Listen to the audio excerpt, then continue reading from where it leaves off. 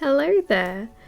I'm sure it totally hasn't been a month since the last time I made a video or anything. I have been telling myself I would make a YouTube series based on how to romance each of the Baldur's Gate 3 companions, and I have completely slacked off of it and only done Gale. So if you want to know how to romance Gale, that's down below. I thought, let's just do Astarion. He's really easy. I sped run it, didn't like 2-3 hours, could have been less. I'll show you on screen how quickly I did it. Sort of a speed run. You know, if you guys can find a quicker way to romance him, please let me know, because I think that's like the funnest thing, trying to speedrun romances. Cheeky little pug. I'll see you later. So step number 1 is to just recruit Astarion. He has to be in your party for this to work, obviously. There's not many steps to this. You know, if you're someone who has failed to romance Astarion before, it's likely because either you weren't able to keep his approval up above neutral, or you just didn't know how to get around the windy dialogue that you have to get through in order to romance him. So I'll go through both of those. If you're in a position where your reputation with Astarion is below neutral, I have another video where I showcase the spreadsheet where I put approval ups and downs for companions. So if you're really struggling trying to keep Astarion above a neutral, check out that video and hopefully that'll help you bump him up, or, you know, avoid having him be in the negatives. And that's probably a nice and easy way for you to romance Astarion. But if you want to know how to do it as fast as possible and without revealing his secret, yes, the secret that no one knows about, you know that one? The not obvious one at all? Yeah, I did this romance without having that. There's only one requirement to romancing Astarion, and that is to have him above neutral friendship. And that's it. That's all you need. It's that easy.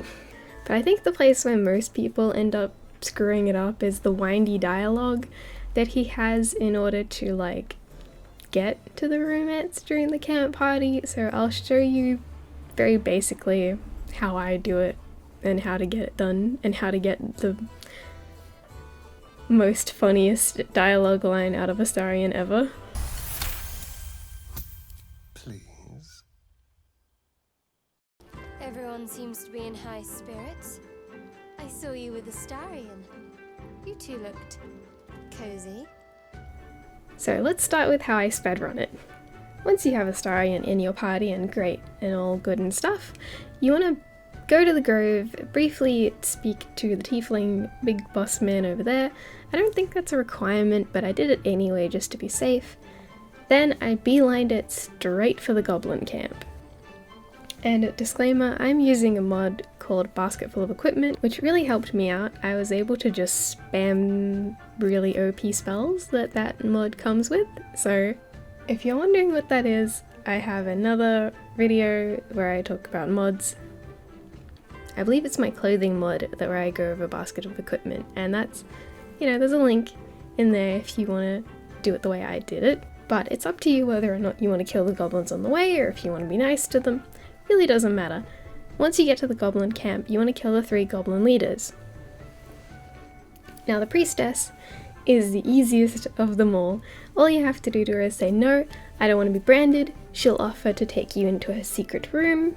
And this is where I manipulate a little bit of game mechanics. I like to have a character in mid-dialogue with the character and then use the little switch character button. And once you do that, you can smack them and then they'll be like, hey, don't smack me. Switch character again, smack them, and they'll be like, oh, that's it, combat now. But by the time it's combat, you got 2 free hits in, so it's a really handy strategy, and I use it all throughout each of the 3 goblin bosses. So do that, take out the priestess. Next, I always go to the drow lady in the top right. And I do basically the same strat. In my head, I moved Gale over to, like, the drum. If you don't know, the drum summons a bunch of other enemies to the fight. So I was like, alright, I'll keep Gale here, and if that goblin tries to hit the drum, I will thunder wave him off the edge, and it'll be amazing. But then I just did the dialogue strat, and for some reason I got like an extra, hey, don't do that, and I managed to kill the goblin before he could even do anything, so that's a cool thing that happened. But if you're doing this legitimately, that's something to keep in mind. You could either break the drum first before you start combat, and usually breaking the drum will make them angry anyway. Or you could do what I just said and have Gale ready to yeet someone off the edge for you. Now for the third and final goblin boss, the one with the mind flare in the center of the room, I like to put my most tankiest melee character on the ground, either Lae'zel or if you're like a paladin or something from another mod, you can keep yourself down there. And I put my mages and my rangers or my thieves with bows up on the high ground. So there's 2 ladders, and a tip that you should very much remember is while you're using these high grounds, the mobs will almost always go up the left ladder and try to shove you into the big hole and killing you outright, which you can see happens to Gale here. But a strategy worth remembering is if you keep someone at the very foot of that ladder, sorry not the foot, the very top of the ladder, to the point where there's no way they can move around you, they actually can't go up the ladder at all. So if you just kept Gale like right in front of the ladder, it would have been like perfect. You can also destroy the ladder entirely as well. That's an option. There's many smart things you could do here that I didn't do, but so once they're all dead, I then go back to the grove, speak to Tiefling Man, and now we throw a party.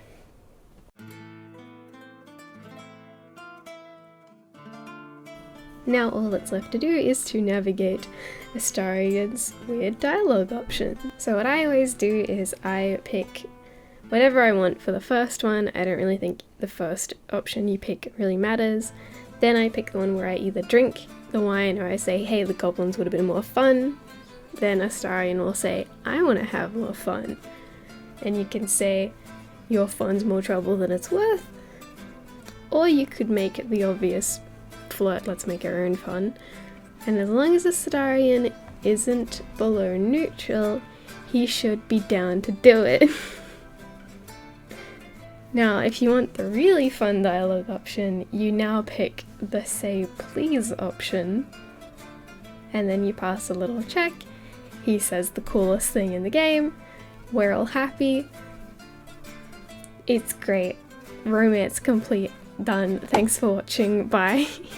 But if you would like to see what happens in the romance scene, if you don't know Astarion's big secret yet, I will be uploading a video of just the pure like dialogue of what happens if you don't know his secret yet. I thought it was pretty interesting. Another thing I would note is if you are romancing Astarion, when he's on neutral, it does seem like he talks to you a bit like bitterly after the fact, so keep that in mind when you're romancing. If you liked this video, please consider subscribing.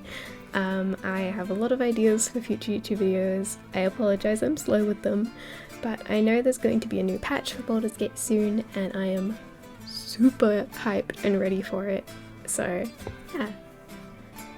Everyone seems to be in high spirits. I saw you with Astarion.